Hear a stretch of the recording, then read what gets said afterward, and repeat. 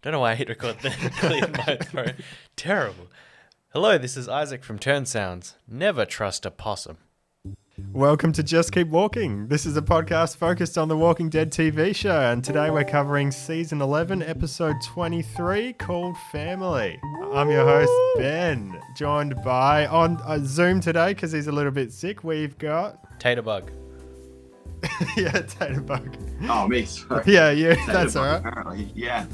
I am Liam. Awesome. Welcome, Liam. And in the room with me, I am Walker Isaac. Walker Isaac. Variant Walker or normal Walker? Ooh, I guess variant because I'm sitting here doing a podcast with some pals, but I'm very much deceased, I'm afraid. Yeah, fair enough, fair enough. Well, since you haven't picked Luke, I will be Luke then. Okay. Or Elijah, because he's just disappeared. Okay. Yeah. Well, very excited to talk about this episode. Yeah, we're pretty much, let's just dive straight into it with overall thoughts. Liam, do you want to start us off, the guest of honor? And to guest of honor, look at this. Ooh. I loved it. This was a great episode. So Awesome. there's been a running theme. I sound like a broken record, I'm sure, talking about how this season doesn't feel like The Walking Dead. It still doesn't, but this episode was just awesome. Like, the plot is really kicked in now. I'm really sad that it's taken the last 4 or so episodes for the whole series just to actually, this season to get really, really exciting. But yeah, this was just fantastic. I was on the edge of my seat for at least, if I had to take a stab, 80% of this episode. It was great. Definitely. Awesome. Isaac, how about you? Oh man, I think this is going to be a good episode to record because we're all going to be in agreement here.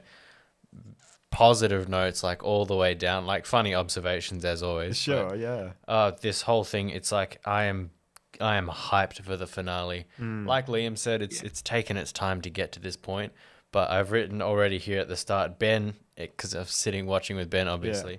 Ben exhaled twice, even in the first minute of going, oof. So You said in the first few seconds, you're like, "Wow, what is happening? This is amazing." it just feels so different, and it's just so refreshing. Definitely, Yeah. yeah. We'll definitely agree with what you guys have said. I guess I would slightly disagree with Liam. This, to me, definitely is feeling like what I expect from Walking Dead. I wouldn't say it's feeling out of place anymore like it has been. But I guess overall, absolutely loved the episode, everything about it. What it doesn't do is it doesn't fix the problems from the season so far. But if you can just watch it by itself for what it is, then it's an amazing episode. So, yeah. I actually did, just if we can take a moment on Sure. it, I did actually want to ask Liam what you mean when you say it doesn't feel like The Walking Dead as much. Like, what was missing for you there? I don't think it's not necessarily that anything's missing. I think it's more just this season as a whole. Maybe I'm just sort of pigeonholing it because it's still in the same season. Sure, yeah. Obviously, we've got, a horde that's very much Walking Dead. We've got the horde sort of becoming more of a threat than they initially thought, which is very Walking Dead. So as you said, I disagree with you in that this does feel very much like The Walking Dead and not out of place. Sort of thought to myself, actually, yeah, this episode does feel more traditional Walking Dead style. So I think I'm probably just coming from a place of pigeonholing it as season 11. Right. No, that's fair. Definitely. Yeah. Yeah. Because I straight away said to Ben, has the show changed hands all of a sudden? Like, new director, new whatever? Yeah. As far as the director, I'm pretty sure is the same one who did Michonne's last episode. I can't remember if she's directed any others, but there's something.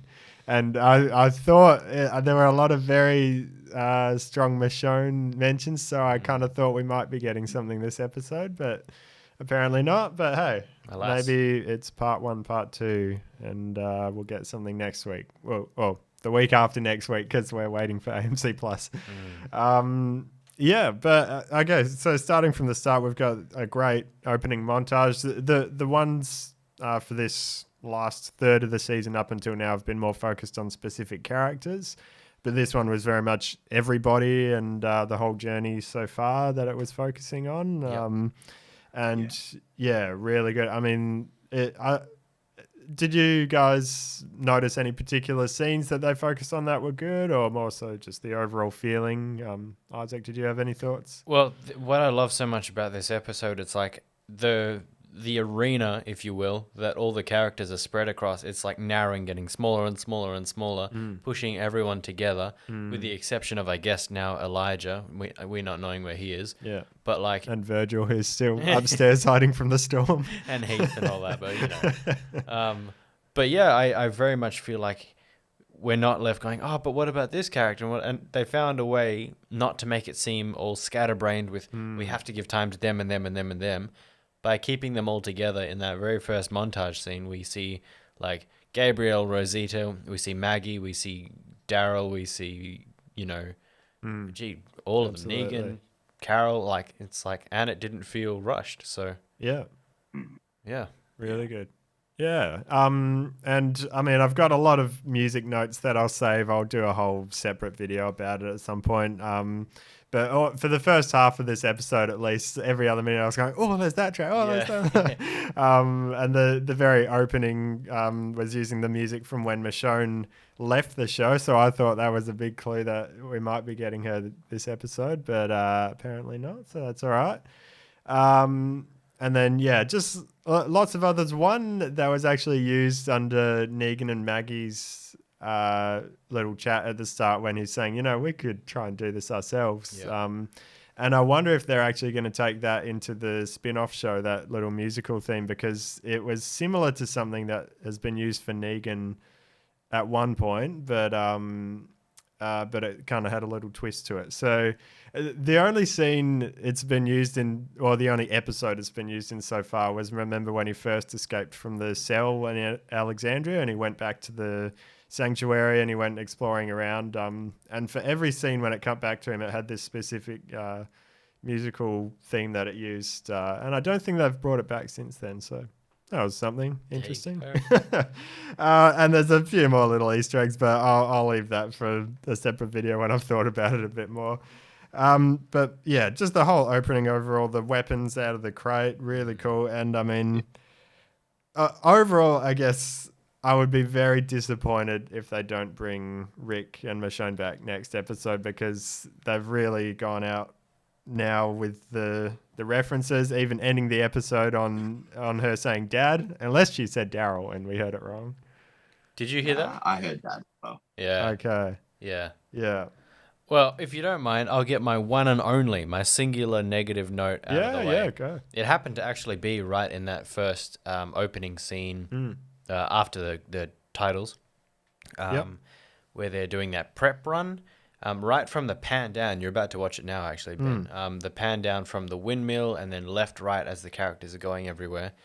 There's some rule, I don't know what it is, but when you're panning across things, it has to either be quite quickly so that your eye can't track things, or it has to be slow enough so that it gives your eyes time to focus on things. Yeah. They were right in between, unfortunately, so it was almost a bit headachy trying to watch, you know, these characters you're trying to follow, but all the scenery behind them, it's not moving fast enough. And so my eyes have just enough time to lock onto, that's a cabbage patch, that's a building, that's a windmill and everything. And it's very disorientating and quite straining on the eyes to... Now that you say that, and I'm looking at it, I definitely agree. It didn't stand out to me at all during the episode, but I was half thinking about two different things at once. So, so re-watching it, I'll probably notice that a bit more. Did any of that stand out to you, Liam? No, it makes sense the way you're phrasing it, but yeah, I didn't pick up on it. That being said, I'm not going to pick up on a lot of that sort of stuff. And if I do, I probably wouldn't have the vocabulary to understand what I'm... Yeah. No, fair you know enough. what I mean. How did you watch this, Liam? On what medium? On my Surface. Okay, Nice. good enough. Yeah, all right. Yeah. I got two notifications on, because you use my Amazon login. I got one saying an iPhone and one saying a Windows thing. So I initially tried on my phone, but it wouldn't let me log in and watch it on Safari. It kept on jumping onto the app. Yeah, Like, okay, yeah. well, the app's not going to work. So eventually I might bugger out, just do it on my Surface. Wouldn't that be funny if Ben gets the notification? Was this you logging in? And Ben says, "No, it wasn't me." So as you're watching it, it just logs Hey, you out. man. No. Oh, of all the episodes too. Yeah, that's it. We've got Diane's back, so that's something. Kind She's of. just there. Yeah. she? Yeah, she was in well, she was in a few scenes actually, but she was there at the start when everyone's at Alexandria, and then I think she was part of the group as they're all running later on. Oh. Yeah. I just saw her get in the bus, and that was it. Right. Yeah. So that's one of those things where that's what I mean when I say this episode doesn't solve the problems of the season overall. Yeah. It's like, oh, she should have just been there this whole time. There's literally no reason for her not to have been in the other episodes, but it is what it is. Yeah. At least she's here now. Same with the kids to an extent. Obviously, they found Herschel last week, but it's like, oh, okay. I guess Judith and RJ were just there. Yeah. So a few things that just could have used a little more explanation, but they definitely weren't deal breakers by any means for me. We've got a Annie Negan goodbye hug and a very meaningful goodbye interaction. Yeah. Do you guys think this is their last goodbye before the spin-off? Do you have any theories there? I know that's a big question. Liam, can I throw that to you? Sorry. We're throwing it to you. What are your theories? Honestly, I don't know. The obvious answer would be that what's the wife's name? Annie. Annie, that's right. The obvious answer would be Annie's gonna kick the bucket. Oh, really? Oh. I wouldn't have thought that's obvious, but maybe. Really? Yeah. I mean, given that they sort of threatened that they were gonna kill her was it the last episode? Yeah. Or the one before? Yeah, the last one. I don't know if that's foreshadowing that she's actually gonna die. But given that Possibly. Negan's about to run off and do his own show with Maggie, and from what you've said, there's no word on the actress for Annie being anywhere near that. Yeah, my gut just says, well, maybe not my gut saying, but to me, that seems like the obvious thing. Okay, well, Negan's going to go tell this whole new story potentially, as long as it's not like a set before the current timeline or whatever. Yeah, the obvious solution to that is Annie is either killed or potentially kidnapped. Maybe they go looking for Annie. Oh, okay. Yeah. I hadn't really thought about it at all. Yeah. This one is not the one that stood out to me at all as they're saying goodbye. Sure. Well, there are a couple. Yeah, I didn't Which- either. Yeah. Yeah. I mean, this to me felt like their goodbye for now, and for somehow, some way, in the next episode, Negan and Maggie are gonna go off for whatever reason, and he's gonna have to come back to find, well, not to find Annie, but to return to her at some point. That's kind of the feeling I got, but I have no idea how they would do that. So yeah, I guess we'll have to see. It's a lot up in the air. I don't know, or I mean. It's possible they won't even address it in this series, and then they'll just leave it until the spin-off to kind of set things up, because that's definitely the ideal. The way they would do the spin-offs is not to spend the last episode setting up all their stories, but to just close this off. Yeah. And then if there's any gaps that need to be filled, you can do that in episode 1 of each of the spin-offs. That's kind of what I'm hoping they'll do there. Actually, you like go. that. Yeah. No, I'm just saying. I like that. I think that's good.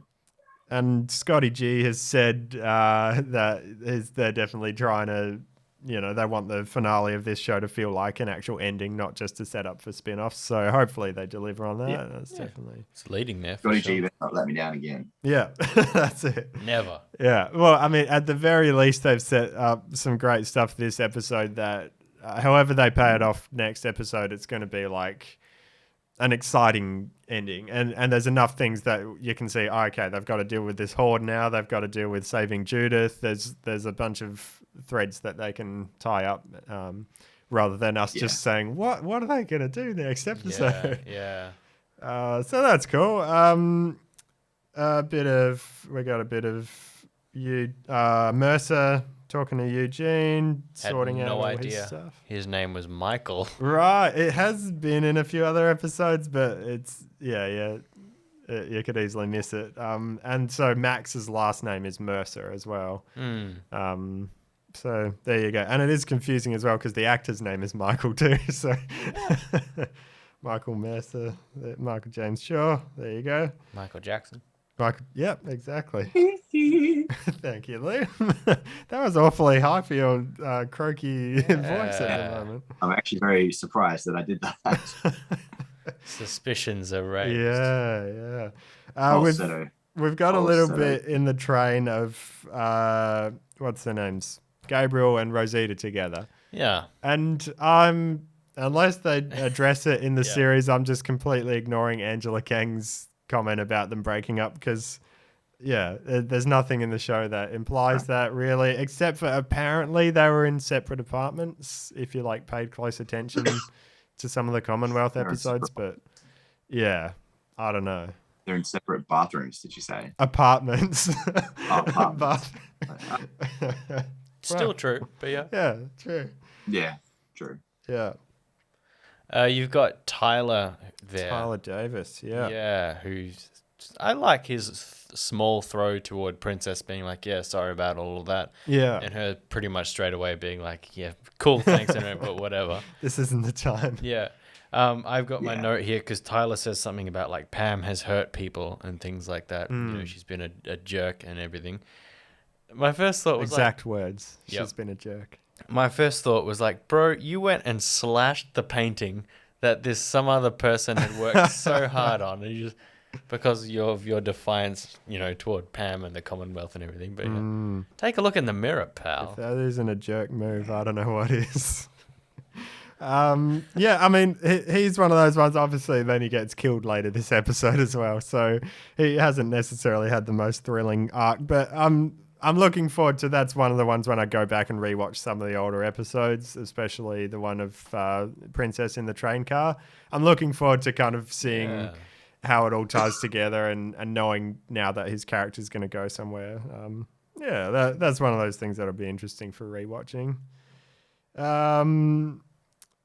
My iPad's spazzing out a bit, so I'm trying to go through the scenes, work out where we're up to. But Daryl talking to Judith there in the train cars. Yeah, that's right. So this here. Yeah. Oh, man. So, Drew, I'll tell you everything about everyone who loved you because she's saying, I miss Carl and I wish I'd had more time with him and everything. This to me was the, oh, no. The old, I'll tell you later, because his line is, when this is all over, I'll tell you everything. Yep.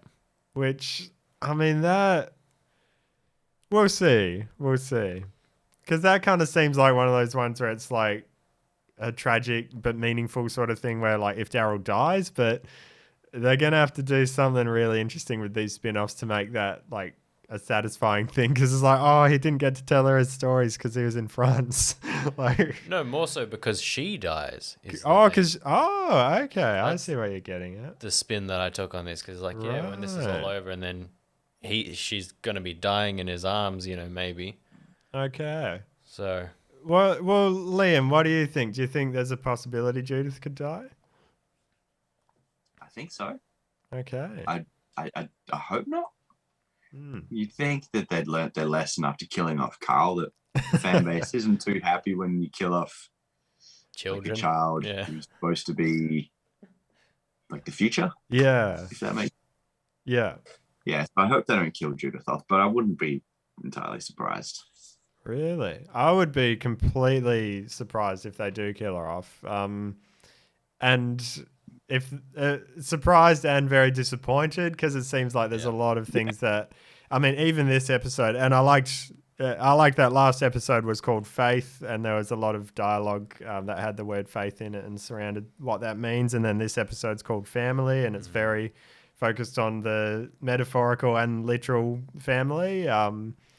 And part of that, I'll come back to another music thing here, is there's a theme that's used a lot in season 9 for Rick when he's trying to bring all the communities together and build for a better future. And it's kind of the hope future theme. And it hasn't come back for a while, but it did come back when Judith was talking about the future. And that's where Carol says, oh, you know, we're all focused on this in the moment right now, but you're talking about what comes after. So for all that means and all it encompasses, like that means that even though Rick's gone, even though all these things have happened, the legacy of that still keeps moving forward. So if they then go and kill Judith off, then that kind of ruins the whole show to an extent.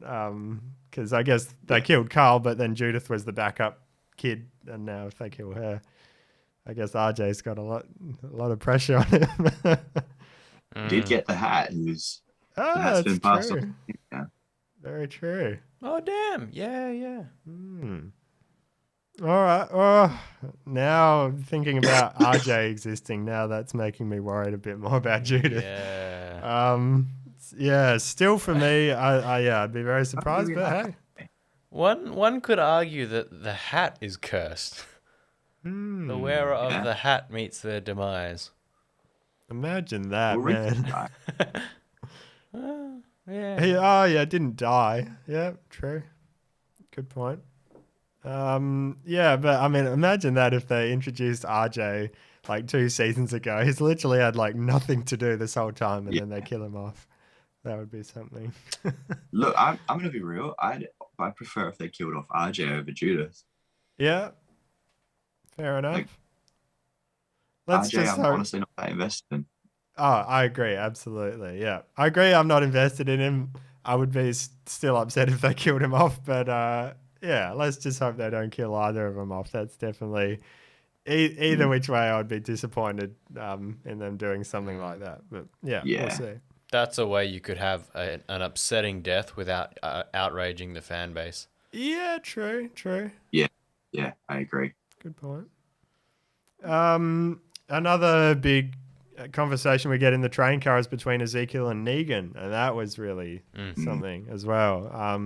I don't have too much to say aside from that. It was just really good. There's all the obvious things you could say. It's great how it gives closure to Negan's, I guess, villain arc. There's really no question anymore after he's done this that, okay, now we know really where he's at. And I like that Maggie's then listening from behind the crates, and she can...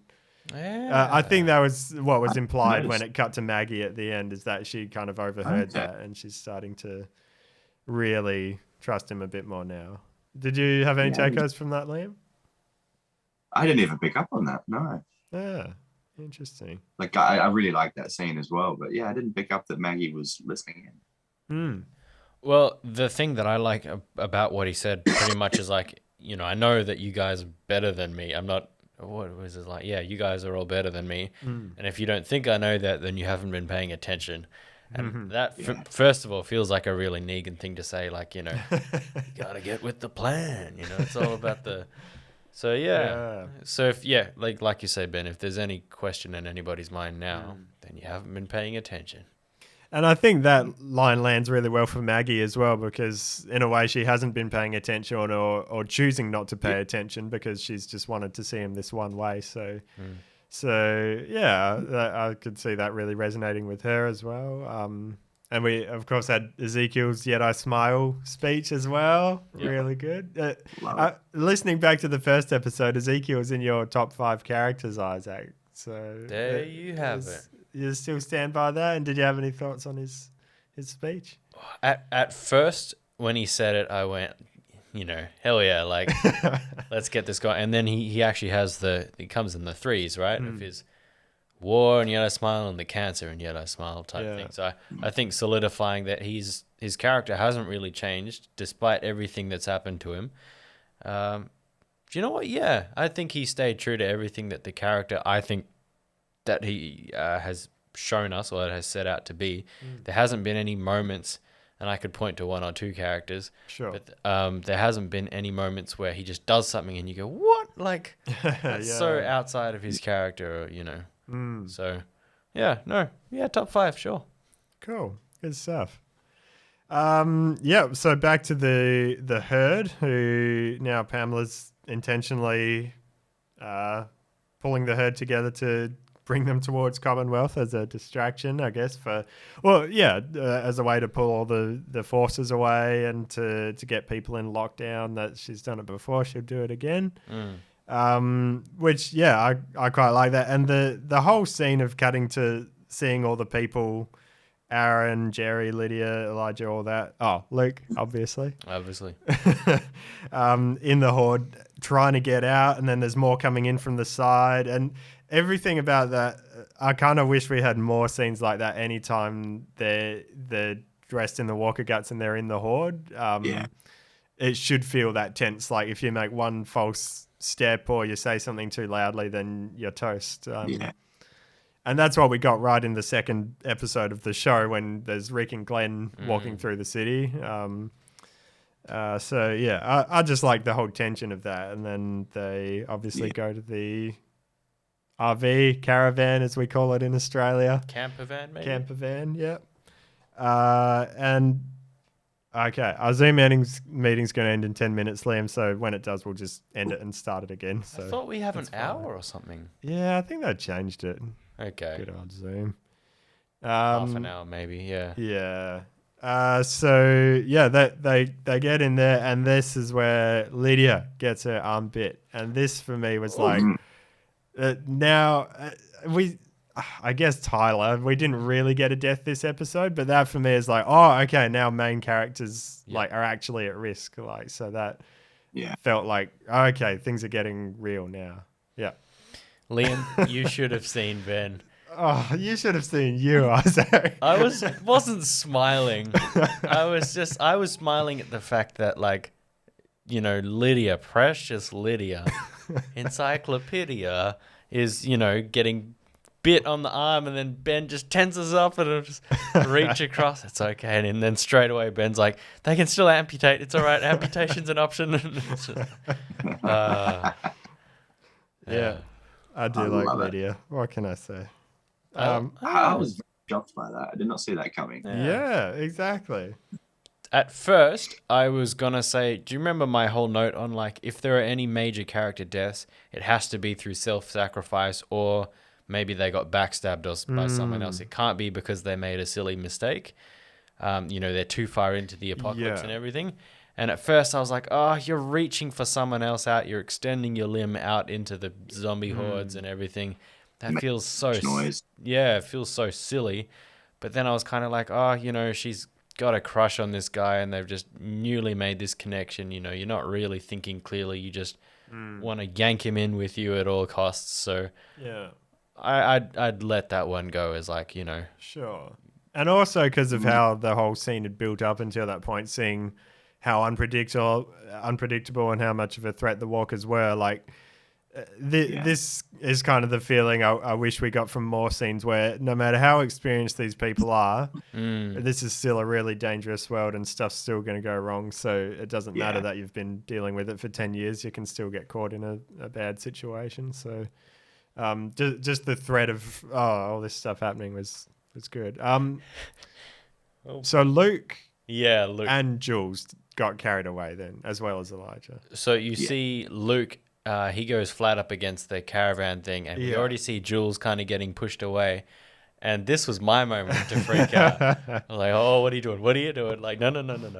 But no, I like the way that they handled that. It was kind of like, this is the flow, the what's that called? A rip, I guess. And, in the sea when it like pulls you out. Yeah. But like, especially like a rip, whatever. Yeah, definitely. But yeah, he didn't fight it. He went, yep, this is how it's going. So he just kind of moved along with them, and then yeah, nice. Go with the flow, Luke. That's his new name. Cool, Luke. Yeah. So really cool. And the whole, I mean, I guess one of the only letdowns with the amputation scene is an obvious budget thing, is they didn't have enough money to actually show the amputation. Oh well, they did it well enough that it wasn't like a really obvious that sucked sort of thing. But it's one of those things. It's like, oh, that could have been just 10% better if they'd put a bit more money into it.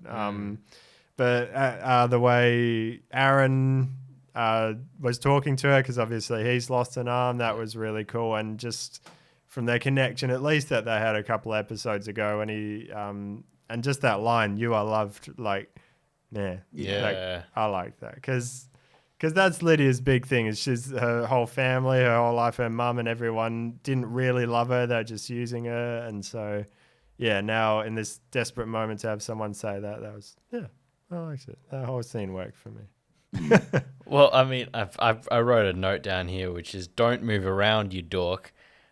So Lydia, she's been bit, and like, for anyone who knows anything about like snake bites or anything, the more you move around and circulate your blood, the quicker you're dead. So it's like, I know she's panicking and everything, but her whole reasoning about we got to get Elijah back in, and she says something like, I don't care if I die or something. It's like, well, that's just silly logic. Like, you'll get him back just so he can watch you die and everything. Yeah, like, I can't leave him. Yeah. So I guess it's that same benefit of the doubt you were saying before of like doing something stupid because you're not thinking rationally. It's like, oh, okay, I get it at least. And then the other thing was so cool that he has a whole sword that he can just do the the amputation with, and you see Aaron who's holding her arm and kind of pulling it taut. I think it might have been better if they'd actually just laid it on some kind of like a table or something. 100%, yeah. Because like then if she. Yeah, I don't know. If it wasn't a clean swing at the first go, then that would have been... Well, even if it is a clean swing, surely the force still jerks your shoulder and everything. Oh, yeah, I didn't even think of that. So, yeah. I mean, could have been better, I guess. But desperate times. Yeah, that's it. Yeah. The other thing I did say was, oh, man, if only Jerry had his big double-bladed axe that he used to carry around everywhere. Well, whatever happened to that? Didn't it split in half? Yeah, it did, eh? Really? I think he was trying to like get a fence open or something, and or the a handle gate broke or off. something. Yeah, something like that. Yeah. Could have fixed it, but oh well. What else have we got? I have a few more notes. Yeah, go through your notes for sure. Have we ever seen Mercer wearing a helmet with his armor? I think so.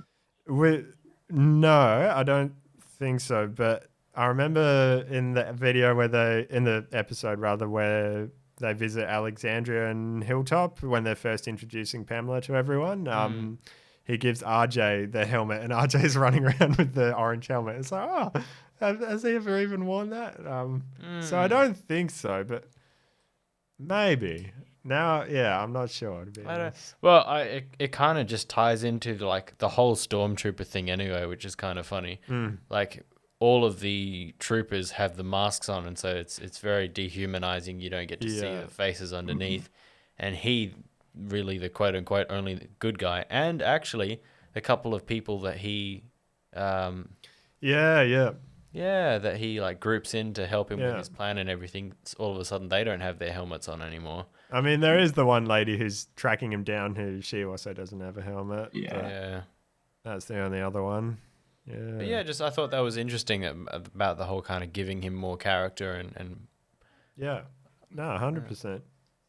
Really good. And yeah, I mean, I've said it before as well that Mercer's definitely been one of the highlights for the season as far as just a new character and the way they've built him up and made you care about him. So yeah, I like that he's playing a big role here. It definitely makes sense. And it works. It doesn't feel forced. Say that again, sorry? Definitely grown on me. Yeah, absolutely. For sure. I guess one of the only things that I would say, there was just one scene maybe they could have cut, was I loved when Eugene hides behind the door and then takes out the guy. Clobbers him. That was a bit of a go Eugene moment. Big double leg takedown too. Yeah. Oh, you would know all the terms. You do this stuff to an extent. I'm no wrestling or grappling expert, but yeah, he tackled him. It was a good takedown. Yeah, he looks like he's done this before. Nice. Go Eugene. I mean, it's great. He's had a good growth over the seasons. I remember after the big 6-year time skip when we were watching that episode together, and he comes with his new hairdo and takes out a few walkers with no fear at all. You just said that you're like, go Eugene. Yeah. And this was another one of those moments of like, oh, okay, he's grown a bit. Good on him. But the only thing is that after that, when he's sneaking around and just, it seems like the only reason he's doing that is so the writers can get him in the same group with everyone else. Yeah. Because the whole point was he was supposed to be hiding. And now he's taken out the one guard who was looking for him, so just stay in the room. But yeah, that just seemed a bit like they just had to get him in this group with everyone else, and there wasn't really a reason for it. But that's all right. That was really the only big thing that stood out to me. I agree. Actually, as soon as they cut back to the scene of him by himself in there, I went, oh, yeah, I forgot that he's there. And I was a bit annoyed that we were cutting back to that. It felt like it put a stop to otherwise a lot of momentum. Yeah, for sure. So, yeah. Yeah. After that, we've got the ambush of everyone coming up from the train tunnels. And I mean, I liked how they tied all the train tunnels in and had that as the secret entrance. That was a cool little thing. And it's kind of been set up previously to an extent that, the town hall is this train station. Yeah, the Tyler guy who walks in, says, come on, gang, let's go. And then straight away gets shot up. It looked like him and a few other people got capped. Yeah. And then there was a guy crawling towards Connie with hair all over his face. We knew they were coming with like other random extras who had apparently been disappeared from the Commonwealth before, so that makes sense. But yeah, they didn't even give him the dignity of being able to show his face. Exactly. 3 people, we didn't even see their faces, I don't think. What were you going to say, Liam? I was just saying that's cold.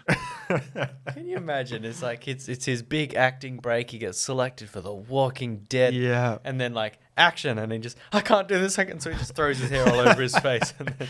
Yeah, so there's a small part of me that I kind of almost like that, and I feel like that's almost a smart thing to do, because otherwise, if they had showed their faces and tried to make a deal out of it, then it would have felt like, oh, it's just some random thing. Or like, why are they trying to make us care about this random person? Okay.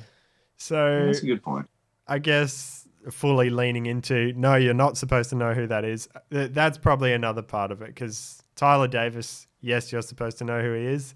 These other random people, no, definitely don't worry about it. And maybe, especially the one crawling towards Connie, if we had seen his face, then there would have been a little bit of taking you out of the moment, saying, was I supposed to know that person? Yeah. Yeah. So instead, you just have like, Oscar the Grouch's trash monster brother. Yeah. No face. Come crawling over. It's a very weird way to do it. But yeah, that's devil's advocate for you. But yeah, the whole ambush scene, I like that Pamela ended up just getting in there herself, grabbing the gun. Definitely shows that she's desperate. Yeah, desperate, a bit unhinged. Not unlike the original governor, whose namesake she shares. He was of sound mind, I'll have you know. Not towards the end. I forget. He shot all his people and everything.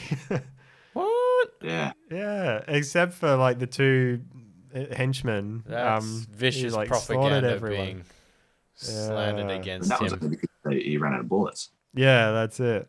Man, it was caught on camera. Got to go back and watch season 3. Doctored footage. Yeah. Oh well. Hey, no one else was there to witness it because he killed everyone. So fair enough. Yeah. We did have a laugh when over the radio someone was saying, "All right, on your call, Governor," or whatever. Yeah. And she replies, "What if after that they said no, not that Governor, not you." And then he comes in. What did you say? Miss me.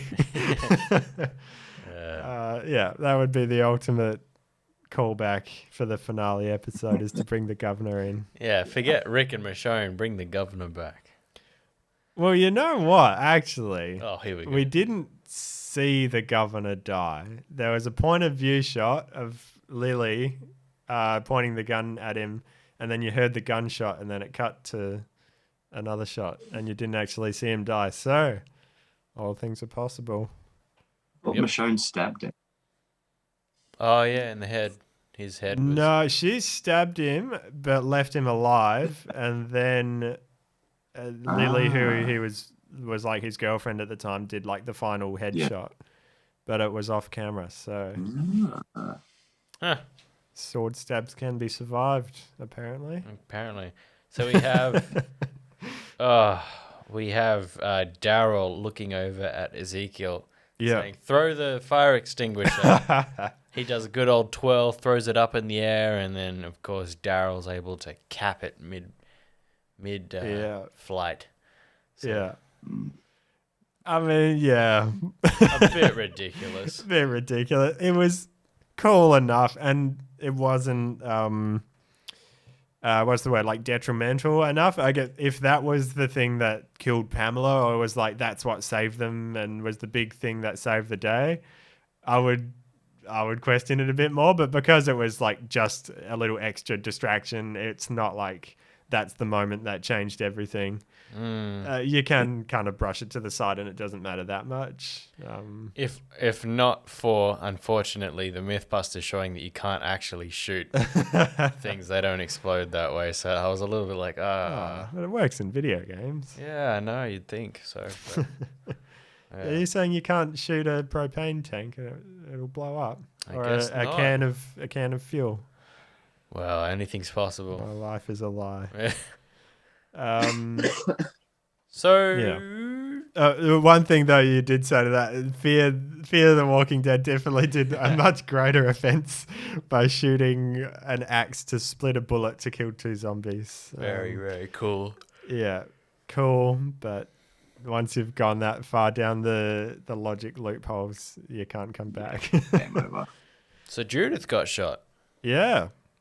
did. She did. And yeah, I would have liked to see at least where she was shot, just to, I don't know, just to give some context, I suppose. Like, was she shot in the arm, in the chest? I would say left shoulder. Okay. Yeah, from the way she twisted and fell, it looked like it was. Yeah. Yeah. Just Where did Carl get shot? I wonder if it's going to be the same as Carl. he got shot in the eye, Yeah, but the eye. it was bit then is what took him out. No, but he also got shot back in Oh, season 2. the deer. Yeah, you're right. Yeah. I think that was more or less the same place Rick got shot, which is sort of the lower, sort of, I don't know, Chest abdomen, stomach, area. chest, yeah, below the ribs. So I would kind of like that if that's where she got shot, just for the poetry of it. George Lucas would like me it. too. Absolutely. Sorry, go on, Liam. No, that was. I'm just saying. Me too. I'd like that. Yeah. But just when that's one of those things where it's like the whole stakes, everything revolves around Judith's just been shot. We've got to get her medical attention. So where she's been shot does matter. Like, it's pretty important. If it's a shot to the arm, yeah, you've got a bit of time. She can survive that. If it's in the chest, then yeah, you've only got a few minutes. If it's in the heart, game over. And the fact that they didn't really show us was it's fine, but it's just a little thing. It would have been nice to see. Now we've got the variants coming back in. They climb into the Jeep. They climb up the walls of Alexandria. Liam, give us your thoughts on the variants coming back. Do you think for this episode and then for the season overall, like, was it worth introducing them for this? And then how did it work in the episode? I think so. I really liked it. And initially, when the Jeep stuff happened, I was a little bit disappointed because my first reaction was, is this the one that had picked up the knife? I'm like, oh, it must be the same one. But then come back later to the on, knife. we've got like, sorry? Yeah, they didn't come back to the knife, did they? No, but then later on, we had a whole bunch of variants that were climbing the wall. So we know that there's obviously a fair amount of variants. So I'm hoping that in the next episode, perhaps knife variant makes a comeback. But at first I was like, they're not even going to show the variant using the knife. Yeah, well, we'll have to wait because that could be a big moment, hey? Yeah. Imagine if maybe a variants Walker stabs someone, like a main character, and that's how they die. That would be a good main character death. That'd be pretty Way to great. go. Yeah. Yeah. they like go to block the mouth or whatever and shank. You can't do that. Watch Yeah. me. Yeah. Yeah. I was gonna say it was a little bit disappointing they didn't bring it back, but we'll wait till after next week, because that could be a pretty cool main character death, definitely. Isaac, how are you feeling about it? Ugh. It's both very exciting and a shame that we're only seeing this in like the very, very final parts of the show. Yeah. I feel like there was so much opportunity, like even seasons before this, for the zombies or the walkers to start getting more and more intense, and then all of a sudden, what they can run? Some of them can run now, like, you know. So, yeah, cool that we're getting it. I'm glad we've got it. I think it's very late, very, very late, but it also, makes it unpredictable. We don't know what they can do, and it also means that a lot of the main characters aren't safe. Yeah. Yeah, like we've kind of said. So. Yeah. Yeah. Yeah. I'm kind of in two minds about it, because part of me likes that they've called back to season 1. Because everything up until this point has been, oh no, forget about season 1. Like that didn't happen. Yeah. And so I kind of like that, especially now we're getting towards the end, and it's literally the last 6 episodes and the first 6 episodes that it happened. So there's something cool about that, oh, okay, they actually tied it all together and they didn't just leave that as something that you're supposed to forget about. So, yeah, there's a little part of it that's cool there, but definitely it's the sort of thing, obviously, if they had thought through it from the start, then they would have done things differently. There's no question there. You're right, Liam? Yep. Good, good. But if they only thought of it recently, I'm not too upset about it. And they're using it enough in the finale episodes, hopefully, especially if it's a big character death with the knife or something similar to that. That would be pretty cool way to kind of do it. They've just got to make it worth it, I suppose, rather than just earn it. Yeah, rather than just someone climbing into a Jeep and climbing over the walls, which I guess caused the gates to be open because that guy grabbed the wrong lever, but it wasn't directly necessarily caused by a variant. So, yeah. They've got... It looked gimmicky, if not. Yeah, exactly. Yeah. We'll see. We've got... I'm pretty sure they've had one F word for every... episode in this last chunk, and the one they did here, that was pretty cool. Negan. Yeah, that was brilliant. I loved that.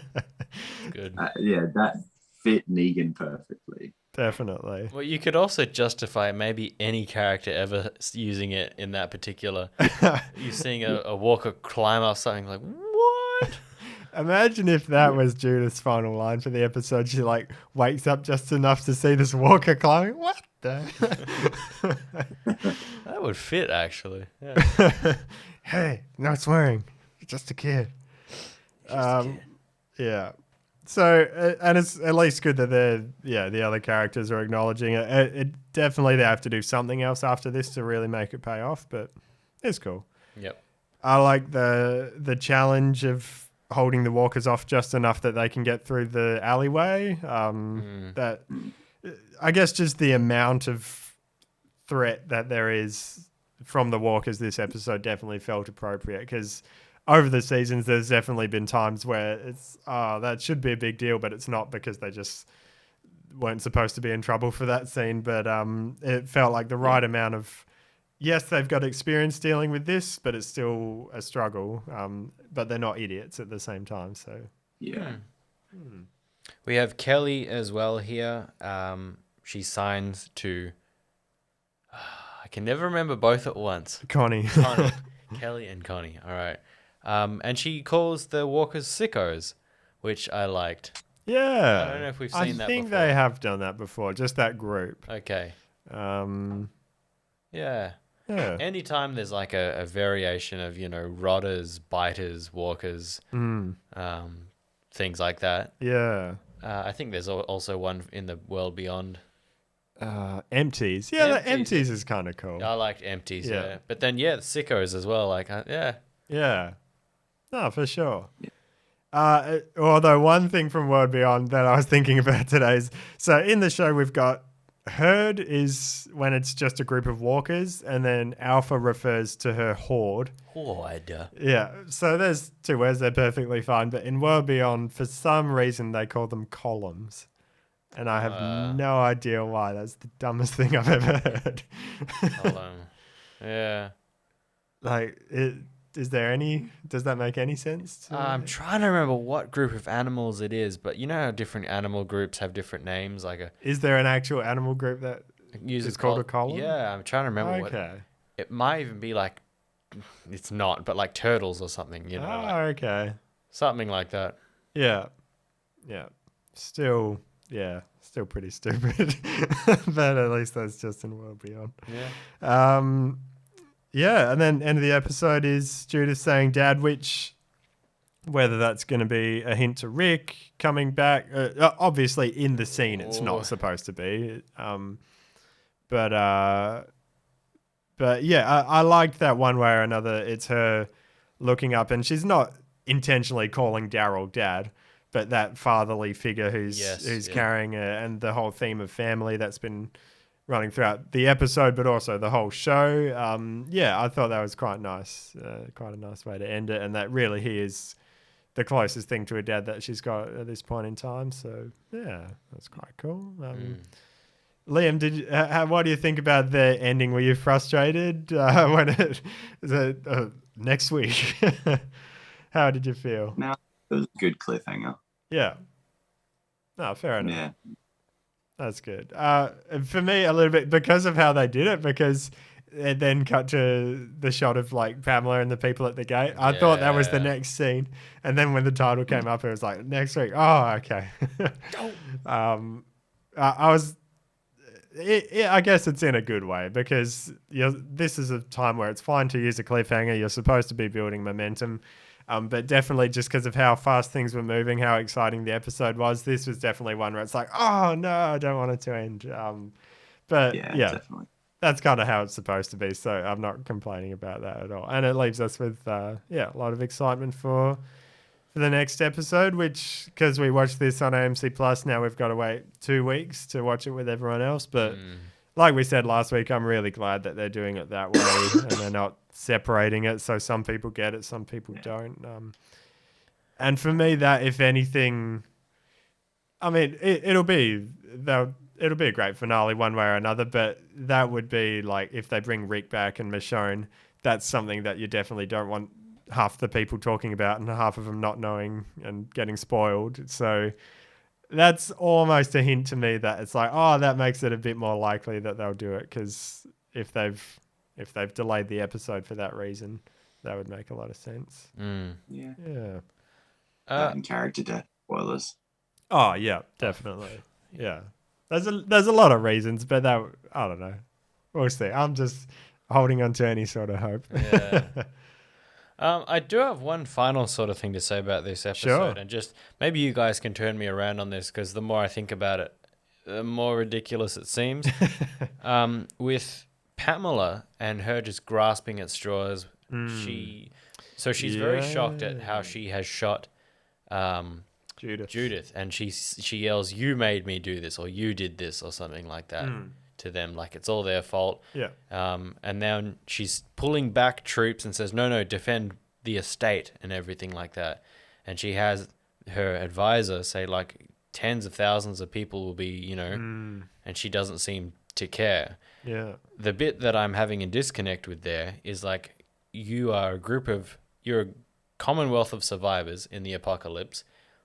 If you have one governor lady say, no, protect me at all costs, screw everyone else, surely you're going to be like, well, no, because then, our chances of defending even you are greatly worsened if there's like 10,000 more people that'll get turned into walkers because they're going to die.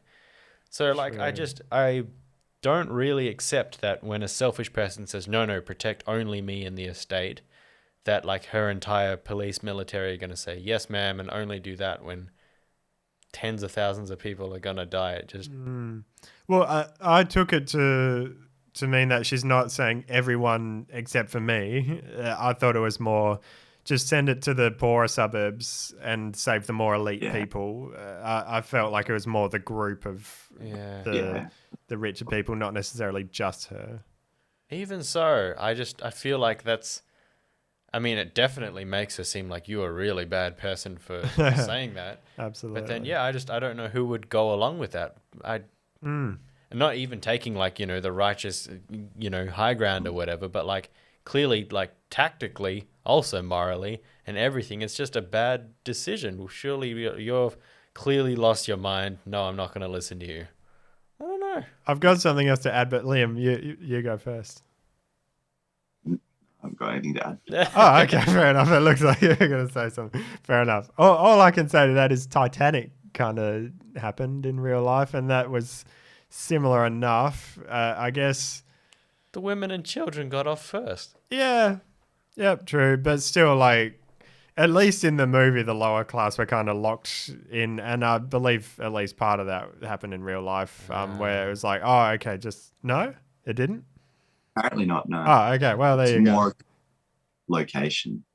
Oh, okay. Like, All right. they weren't allowed. Like, they were segregated between. They couldn't go into middle class and first class. So they didn't really have, and all of the lower class was like towards the bottom of the ship and whatnot, in the front and the back. Right. And because they weren't allowed up on those upper decks, that once it started sinking, they didn't know where to go. So they weren't intentionally locked at any point. They just, were trapped. That's they good had no to know. direction. No, it isn't.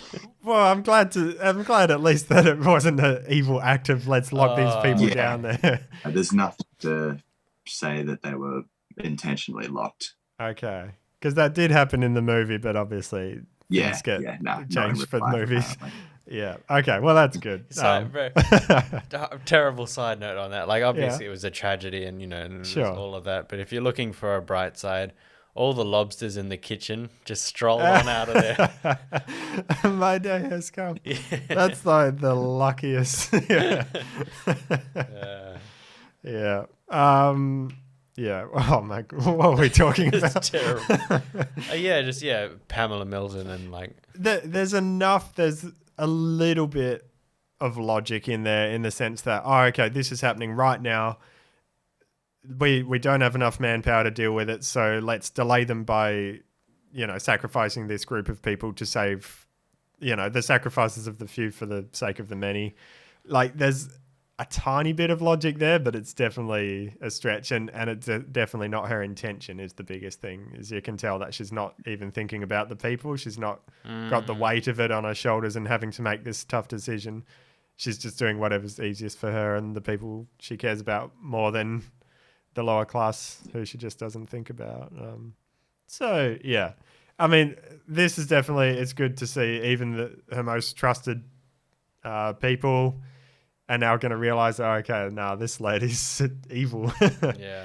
Yeah. Again, coming back to the whole thing of that this doesn't fix the rest of the season, so much of this stuff we really needed to be seeded earlier, and there were parts of it, like they did establish how the Commonwealth works and how there's richer people and poorer people, but there wasn't enough emphasis placed on it and Pamela's role in it, how aware she was, if she was intentionally screwing over certain people. It really only came out in these last probably 6 episodes, whereas we had a whole 10 episodes before that where we didn't really know if Pamela was even aware of what was going on or not. So it kind of just makes it a little bit less of a good payoff, because it's like they've just set it up and now they're paying it off, as opposed to being slowly seeded. So yeah, and I guess tying into that as well, things like Lance, we were talking about having hope that Lance's death would mean something, but they've just completely forgotten about him and moved on. Unless they bring him back in the finale. He could come back as a walker and bite someone, I guess. Triple A's. True. Yeah. Actually, there was on Reddit, someone was saying it should be Sebastian while his walker self was still alive. Imagine if that was how Pamela died in the end, was Sebastian bites her in the ass or something like that. Walker Sebastian. So hey, Lance still has a chance to redeem himself. He can. And her last words were, "You were always a pain in the ass." Yeah, exactly that. Yeah. Perfect. Maybe Lance could be a variant Walker and he's smart enough to toss a coin. That could be his little thing. Yeah. No. There we go. Any other thoughts from you, Liam, from the episode or what you're looking forward to next week? No. Fair I'm enough. just really excited for the episode. You're 100%. so tired, you poor boy. I'm 3 hours ahead, so it's like 1:22 for me. Yeah, Liam's just been on a plane and everything, so thank you very much for joining us, definitely. Appreciate the effort. Yeah, I'm struggling big time. Awesome. Oh yeah, final thing I'll say Yeah. for this episode is that I didn't have many notes, and that I think is a great sign that I didn't want to look away from the action. I took whatever moments I could to just quickly jot things down just for Right. memory's sake, but really there was nothing egregious. There were plenty of exciting things, and yeah, absolutely bring on the finale, baby. For sure, yeah. And yeah, the other thing I would say is, a lot of the worries we had over the last few weeks of how they've been treating the episodes with just focusing on a few characters last week and this week, I'm really happy with how they've been weaving all the different storylines together, and even if they're not directly related at that time, they're at least cutting between them so you can feel the pace of it all moving. It's just been really cool, and the flow of each episode has really been moving nicely. So yeah, definitely. I'm gonna have to wait. I don't know if this is my favorite from the season yet. It's between this one last week and then also the one where they defeated the Reapers. That was quite a good episode to rewatch. Okay. Yeah. So there you go. There's my top 3 so far. Obviously, I'm hoping the finale will be the favorite, and we'll just have to see. So next week, our plan, we'll talk about this off mic, but our plan is to sort of do a bit of a series recap in the off week, and just talk about, I guess, the show so far. What are some highlights, some moments that have stood out for each of us, and it'll be interesting, I guess, just to talk about the flow of it, why viewers dropped off at certain points and what made it popular at other points. So yeah, some of that stuff I'm keen to just talk about now. We can step back and look at it as a whole picture. So that'll be a good way to kind of fill that gap. And then obviously 2 weeks from now, we got the finale. So looking forward to that. Thank you so much for joining us. I've been Ben. I am still, or barely, Walker Isaac. Tired, Liam. Tired, Liam. Awesome. Well, thank you for listening. I forgot to add this in. Do go to turnsounds.com and there's the contact us page. Or you can go to Instagram, Just Keep Walking Podcast. And that's definitely a good place to chat with us. We'd really love to hear your thoughts, and we'll read out your thoughts on air if they're interesting. There's a Caveat. little challenge there. Definitely, it's always good to just hear different points of view. So looking forward to the next few weeks. Just keep walking.